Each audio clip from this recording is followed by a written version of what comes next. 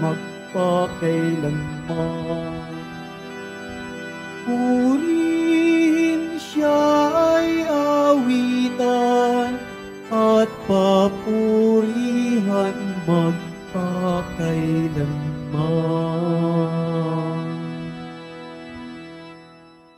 Sa ngalan ng Ama, ng Anak at ng Espiritu Santo.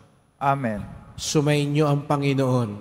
At sumayo rin. Mga kapatid, aminin natin ang ating mga kasalanan upang tayo maging marapat gumanap sa banal na pagdiriwang.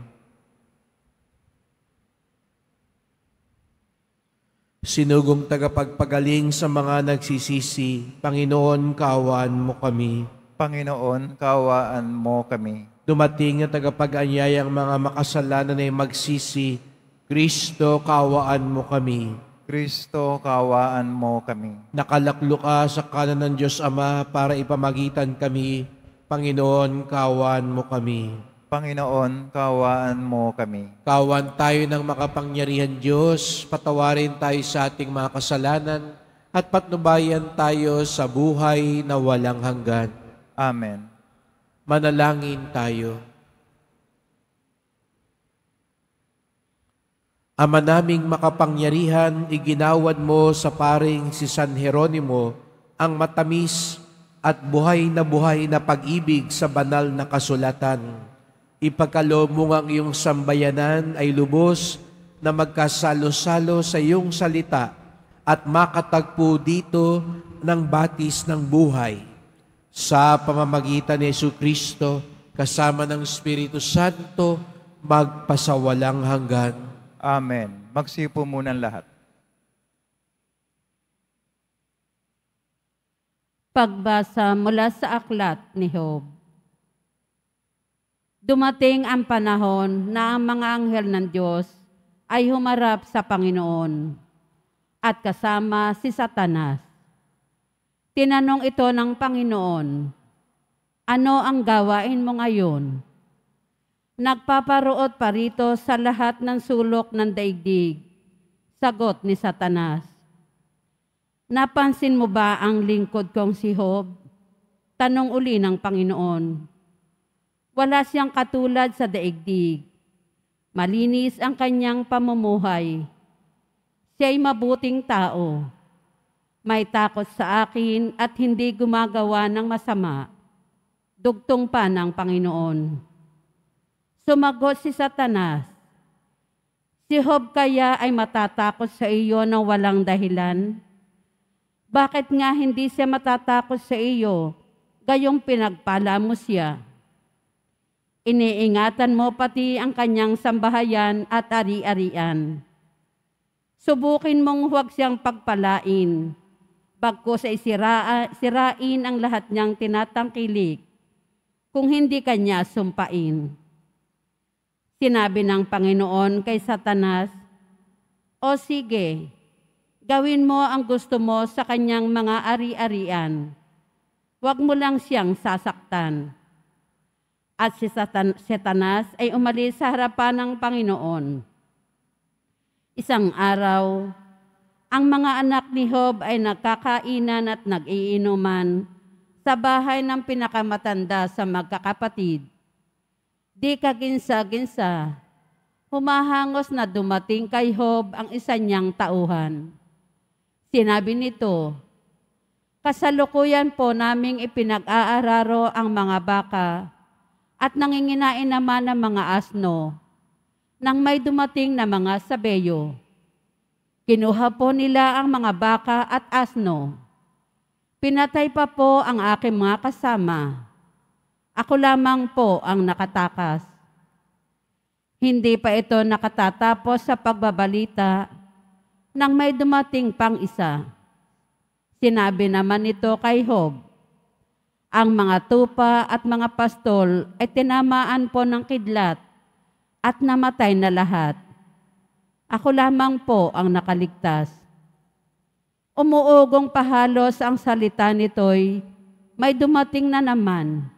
Ang sabi, sinalakay po kami ng 3 pangkat ng mga Kaldeyo. Kinuha nila ang lahat ng kamelyo at pinatay ang mga pastol. Ako lamang po ang nakatakas. Hindi pa siya halos nakatatapos magsalita. May dumating pang isa at ang sabi, habang ang mga anak ninyo ay nagkakainan at nag-iinuman sa bahay ng pinakamatanda nilang kapatid, hinampas ng napakalakas na hangin ang bahay at bumagsak. Nabagsakan po silang lahat at namatay. Ako lamang po ang natirang buhay. Tumindig si Job, pinunit ang kanyang damit at nag-ahit ng ulo. Pagkatapos, nagpatira pa siya sa lupa at nagpuri sa Diyos. Ang sabi niya, hubad akong lumabas sa tiyan ng aking ina. Hubad din akong babalik sa alabok. Ang Panginoon ang nagbibigay, siya rin ang kukuha. Purihin ang Panginoon. Sa kabila ng pangyayaring ito, hindi nakasala si Job.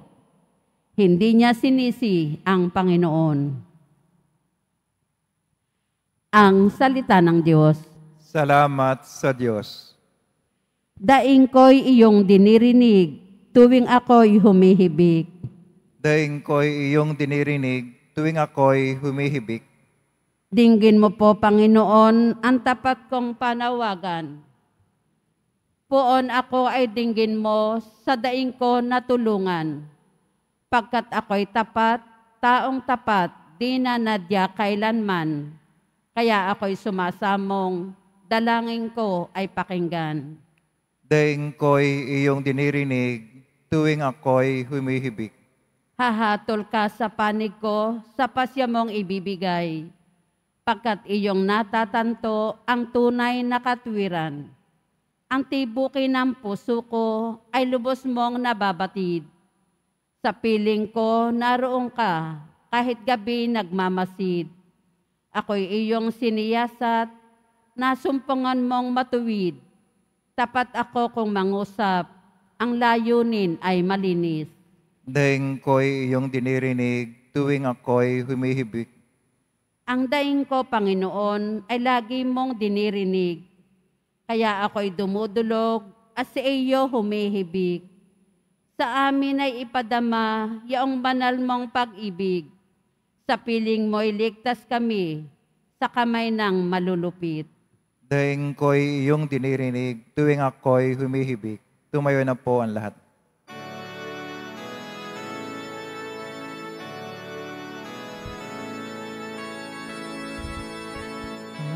Hallelujah,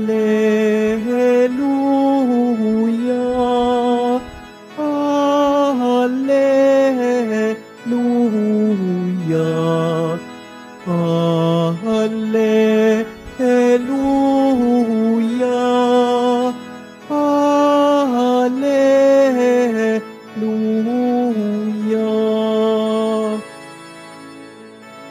Anak ng tao'y dumating upang sarili ihain.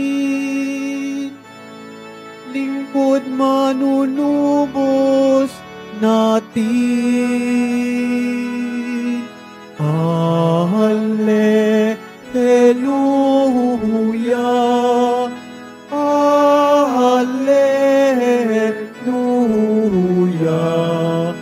Hallelujah,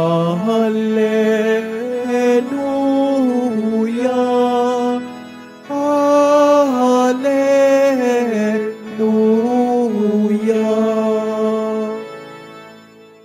Sumainyo ang Panginoon. At sumayo rin. Ang mabuting balita ng Panginoon ayon kay San Lucas. Papuri sa iyo, Panginoon. Noong panahong iyon, nagtalo-talo ang mga alagad kung sino sa kanila ang pinakadakila. Batid ni Jesus ang kanilang iniisip, kaya tinawag niya ang isang maliit na bata at pinatayo sa tabi niya. At sinabi niya sa kanila, ang sino mang tumatanggap sa batang ito alang-alang sa akin, ay tumatanggap sa akin. At sino mang tumatanggap sa akin, ay tumatanggap sa nagsugo sa akin. Ang pinakaaba sa inyong lahat ay siyang pinakadakila. Sinabi ni Juan, "Guro, nakita po namin ang isang taong nagpapalayas ng mga demonyo sa pamamagitan ng pangalan ninyo. Pinagbawalan namin siya sapagkat hindi natin kasamahan." Ngunit sinabi ni Jesus, "Huwag ninyo siyang pagbawalan sapagkat ang hindi laban sa atin ay kapanig natin." Ang mabuting balita ng ating kaligtasan. Pinupuri ka namin, Panginoong Jesucristo. Magsipo muna ang lahat. Magandang umaga po sa inyong lahat at maligayang pagdating sa tahanan ng ating mahal na pong Jesus Nazareno. Pinagdarasal din natin ang mga nasa online, lalo na po mga may sakit, nag-aalaga sa may sakit, at mga kababayan kadeboto natin mula sa iba't ibang panig ng bansa daigdig na nais sumama sa misa dito sa Quiapo, sa Basilica Minor at Pambansang Dambana ni Jesus Nazareno. Ngayong araw na ito, pinagdiriwang natin ang kapistahan ni San Jeronimo, isang scholar ng banal na kasulatan. Sa katunayan, siya ang nagsalin ng Biblia sa salitang Latin upang mas marami ang makapagbasa at makapag-aral at makapagnilay ng banal na kasulatan. At ang isa sa popular na sinabi ni San Jeronimo ay ang hindi pagkakaalam sa banal na kasulatan ay hindi rin pagkaalam kay Kristo. Ignorance of Scriptures is ignorance of Christ. Kung hindi raw tayo magmamahal sa banal na kasulatan, mahihirapan tayong lalong makilala si Jesus Nazareno. Kaya't ang isang tunay na deboto, nagbabasa din ng Biblia. May puwang, hindi lang sa nobenaryo, hindi lang sa mga dasal, kung hindi binibigyang pansin din ang banal na kasulatan, sapagkat ito lang ang pamamaraan para lalong makilala. Pagmahal mo ang isang tao, di po ba, dapat lalo mo siyang kilalanin. At kung talagang mahal natin si Jesus Nazareno, ang isang pinakamabisang paraan para lalo siyang makilala ay ang banal na kasulatan. Kung kaya nga't ang mga kwento sa banal na kasulatan ay sumasalamin din kay Jesus. Narinig natin sa unang pagbasa ang isa sa pinakamakapangyarihang kwento, ang kwento ni Job. Sabi daw po ng demonyo sa Diyos, kaya ka lang pinupuri ni Job dahil maganda ang kanyang buhay. Magandang pagninilay po ito. Kaya ka lang mahal niyan, sabi ng demonyo sa Diyos, kasi walang problema si Job. Walang pagdurusa si Job.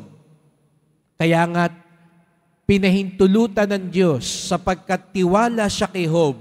Sabi niya, sige, gawin mo kung anong gusto mong gawin. Tiwala ako dyan sa aking alagad na yan. At ganun nga ang nangyari kay Job. Naubos lahat ng kanyang kabuhayan. Maging ang kanyang mga sariling anak ay namatay.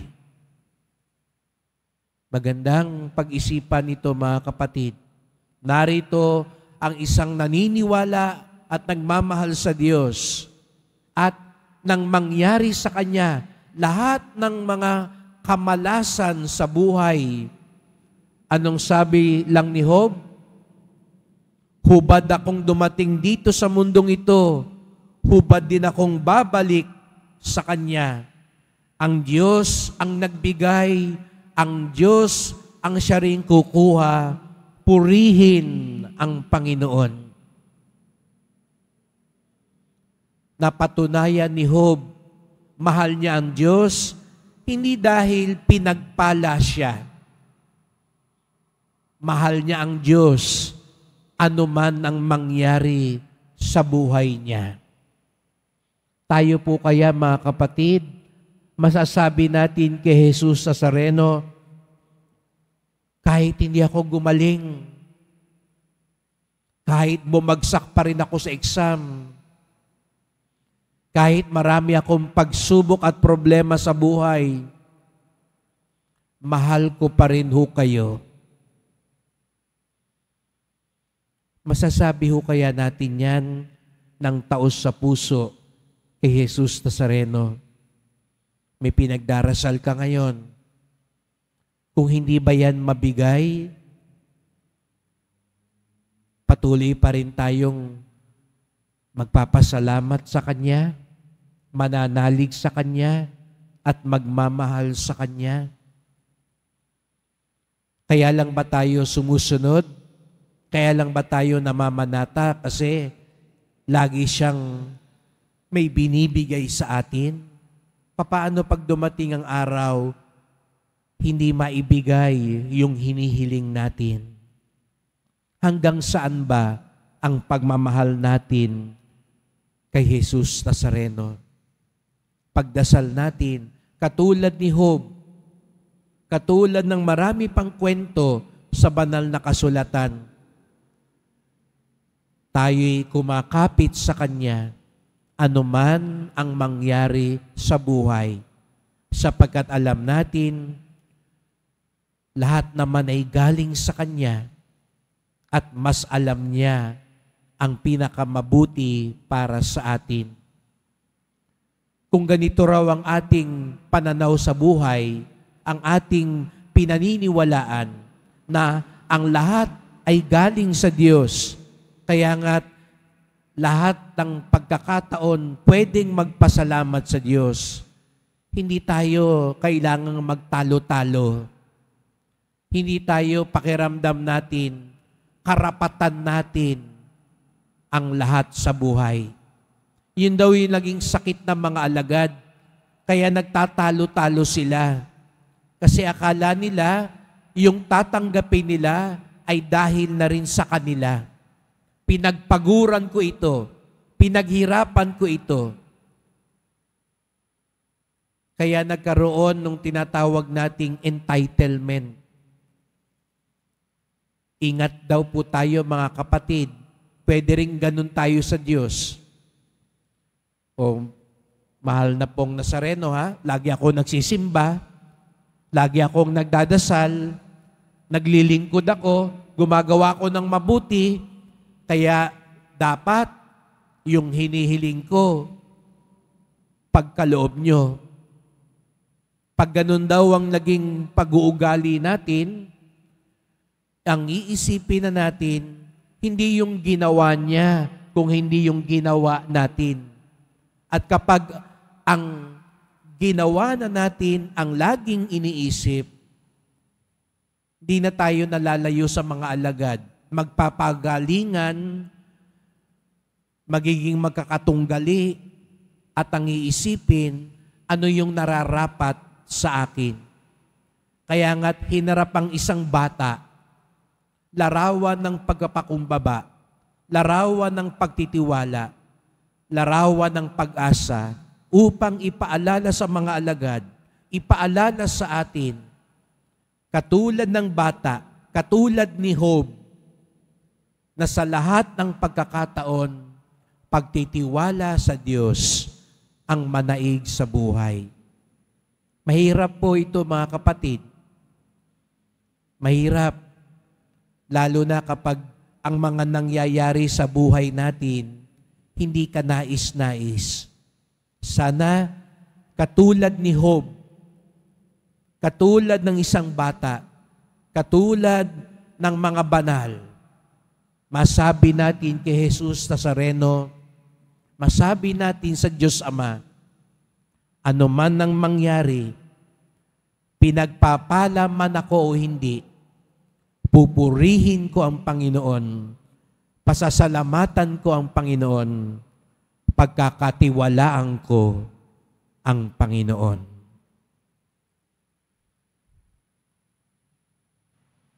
Tumayo na po ang lahat.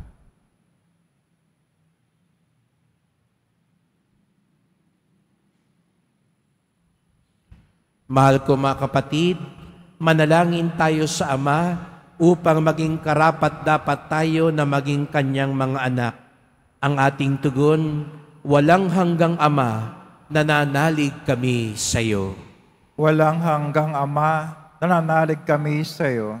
Ang simbahan naway maging tunay na instrumento ng pagpapalalim ng pananampalataya ng mga bata. Manalangin tayo. Walang hanggang Ama, nananalig kami sa iyo. Ang mga pinuno ng gobyerno naway magpakita ng tunay na malasakit para sa kasiguruhan ng mas mabuting kinabukasan ng lahat ng bata. Maging ligtas nawa ang mga bata sa lahat ng uri ng pang-aabuso. Manalangin tayo. Walang hanggang Ama, nananalig kami sa iyo. Ang mga magulang naway magturo sa kanilang mga anak ng tamang panuntunan na dapat pahalagahan at itaguyod ang kanilang edukasyon at pagsasanay. Manalangin tayo. Walang hanggang Ama, nananalig kami sa iyo. Ang mga may sakit tulad ng mga bata naway magkaroon ng pananalig sa Diyos Ama na nagmamalasakit sa kanila. Manalangin tayo. Walang hanggang Ama, nananalig kami sa iyo. Ang mga yumao naway maakay muli sa tahanan ng Diyos Ama sa langit. Manalangin tayo. Walang hanggang Ama, nananalig kami sa iyo.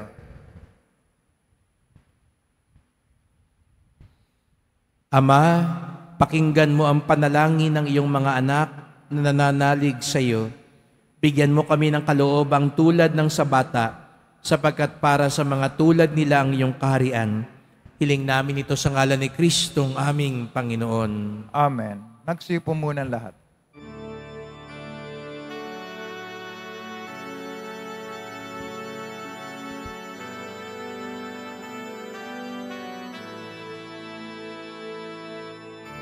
Aming alay sa iyo, Panginoon.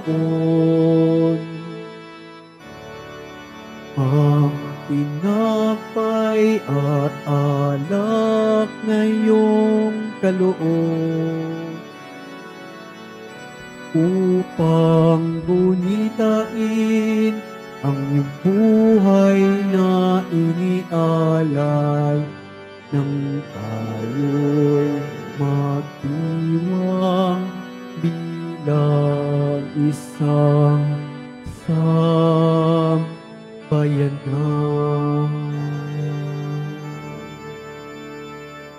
Tumayo na po ang lahat.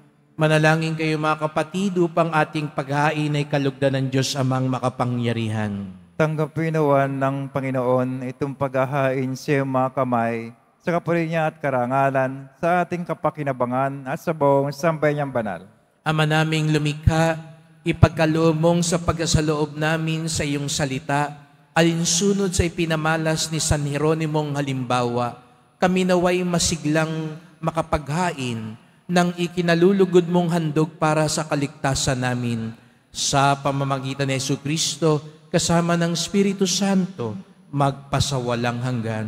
Amen. Sumainyo ang Panginoon. At sumayo rin. Itaas sa Diyos ang inyong puso at diwa. Tinaas na namin sa Panginoon. Pasalamatan natin ang Panginoong ating Diyos. Marapat na siya ay pasalamatan. Ama naming makapangyarihan, tunay ngang marapat na ikaw ay aming pasalamatan sa pamamagitan ni Jesucristo na aming Panginoon. Ngayong si San Jeronimo ay pinararangalan sa pamumuhay niyang totoong uliran at pagiging maasahan sa panunungkulan. Kaya't si Jesucristo na maasahan sa katapatan ay inihahayag sa pangangasiwa sa sambayanan. Ang malasakit ng mga ulirang tagapangasiwa noon ay nagpapatuloy magpahanggang ngayon sa mga panalangin kanilang iniukol, kaisa ng sambayanan mong dito'y nagtitipon. Kaya kaisa ng mga anghel, nagsisiawit ng papuri sa iyo, nang walang humpay sa kalangitan, kami nagbubunyi sa iyong kadakilaan. Santo, Santo, Santo, Panginoon Diyos ng mga hukbo, napupuno ang langit at lupa ng kadakilaan mo, Hosana sa kaitaasan. Pinagpala na paririto sa ngalan ng Panginoon, Hosana sa kaitaasan. Magsilod po ang lahat. Ama naming banal, ikaw ang bukal ng tanang kabanalan. Kaya't sa pamamagitan ng iyong Espiritu, gawin mong banal ang mga kaloob na ito, upang para sa amin maging katawan at dugo ng aming Panginoong Hesu Kristo. Bago niya pinagtiis ang kusang loob na maging handog, hinawakan niya ang tinapay, pinasalamatan kanya, pinaghati-hati niya ito, iniabot sa kanyang mga alagad at sinabi, "Tanggapin ninyong lahat ito at kanin. Ito ang aking katawan na ihahandog para sa inyo."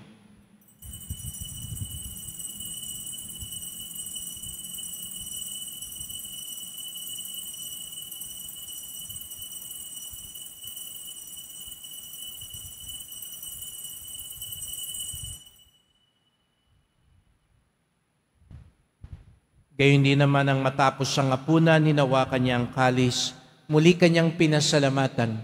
Iniabot niya ang kalis sa kanyang mga alagad at sinabi, "Tanggapin ninyong lahat ito't inumin. Ito ang kalis ng aking dugo, ng bago't walang hanggang tipan. Ang aking dugo na ibubuhos para sa inyo at para sa lahat sa kapagpapatawad ng mga kasalanan. Gawin niyo ito sa pag-alala sa akin."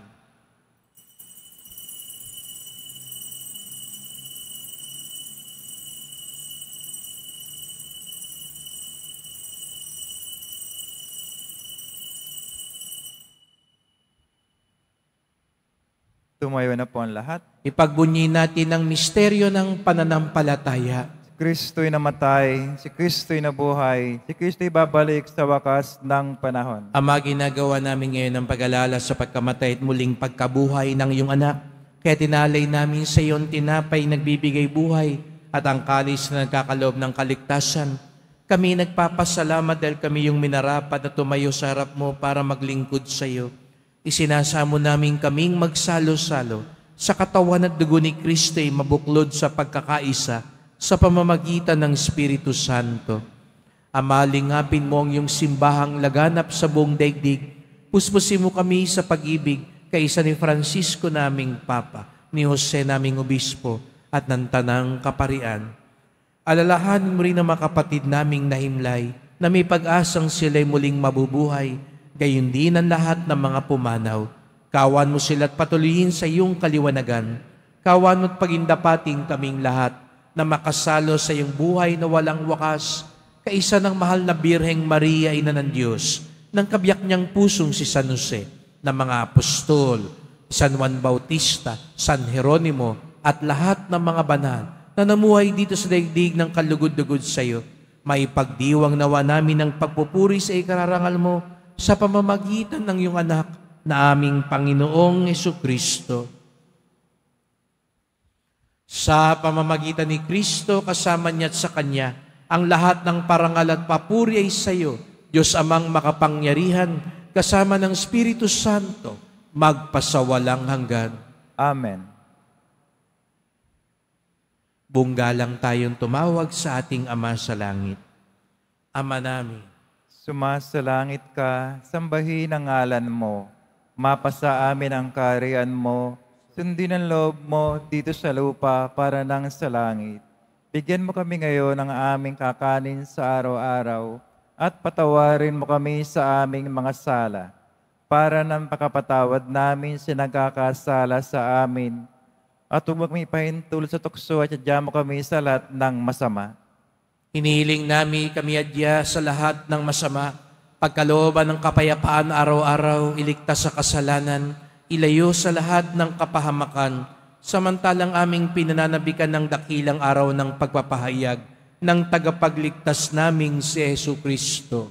Sapagkat iyo ang kaharian at ang kapangyarihan, tangkapurihan magpakailanman. Amen. O Panginoong Jesucristo, sinabi mo sa iyong mga apostol at ngayon sinasabi mo sa amin dito, kapayapaan ang iniiwan ko sa inyo, ang aking kapayapaan ay binibigay ko sa inyo. Tunghayan niyo pong aming pananampalataya, huwag pong aming mga kasalanan, at pagkalooban kami ng kapayapaan at pagkakaisa ayon sa iyong kalooban, kasama ng Espiritu Santo, magpasawalang hanggan. Amen. Ang kapayapaan ng Panginoon ay laging sumainyo. At sumayo rin. Magbigayan tayo ng kapayapaan ni Kristo sa isa't isa. Kordero ng Diyos na nag-aalis ng mga kasalanan ng sanlibutan, maawa ka sa amin. Kordero ng Diyos na nag-aalis ng mga kasalanan ng sanlibutan, maawa ka sa amin. Kordero ng Diyos na nag-aalis ng mga kasalanan ng sanlibutan, ipagkaloob sa amin ang kapayapaan. Magsilod po ang lahat. Narito ang ating Panginoong Hesukristo, ang pinagmumulan ng lahat ng biyaya. Ang kordero ng Diyos na nag-aalis ng mga kasalanan ng sanlibutan, mapapalad ang inaanyayahan sa kanyang piging. Panginoon, hindi ako karapat-dapat na magpatuloy sa iyo, ngunit sa isang salita mo lamang ay gagaling na ako.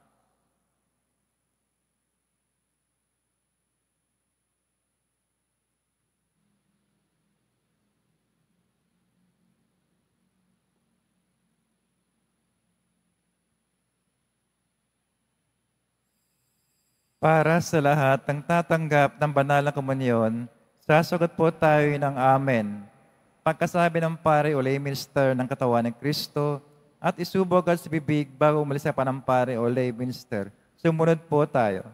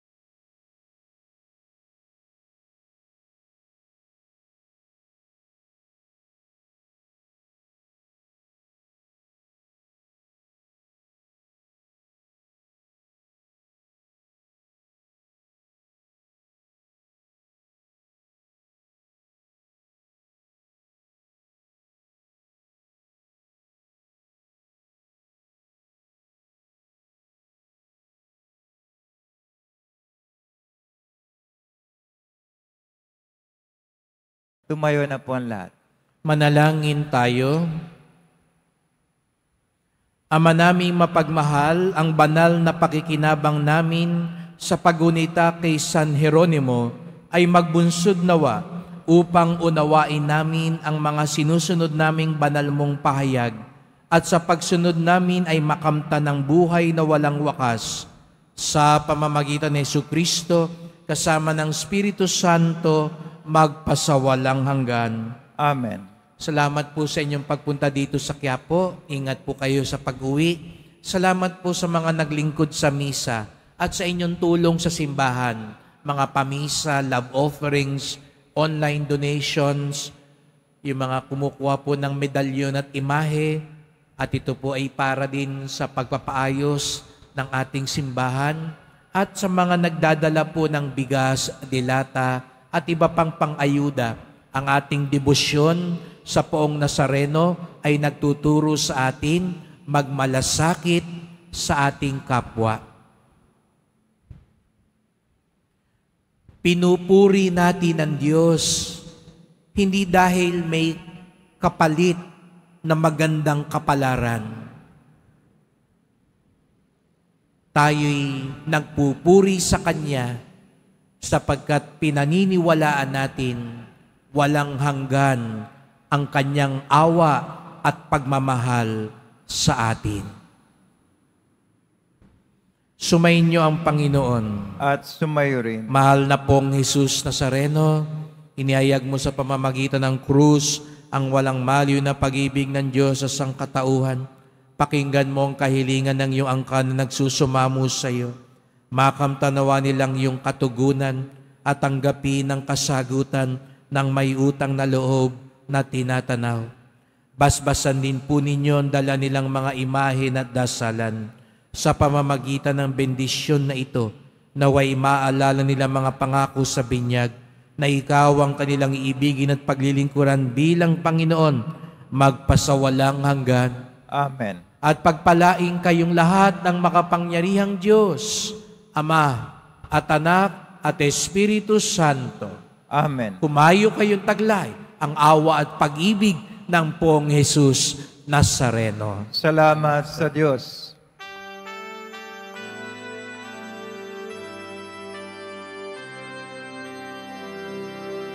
Nuestro Padre Jesus Nazareno, sinasamba ka namin. Pinipinto ka namin. Aral mo ang aming buhay at kaligtasan. Nuestro Padre Jesus Nazareno, iligtas mo kami sa kasalanan. Ang krus mong pinamatayan ay sagisag ng aming kaligtasan. Nuestro Padre Jesus Nazareno, dinarangal ka namin. Nuestro Padre Jesus Nazareno, nilulwalhati ka namin. Nuestro Padre Jesus Nazareno, dinarangal ka namin. Nuestro Padre Jesus Nazareno, nilulwalhati ka namin.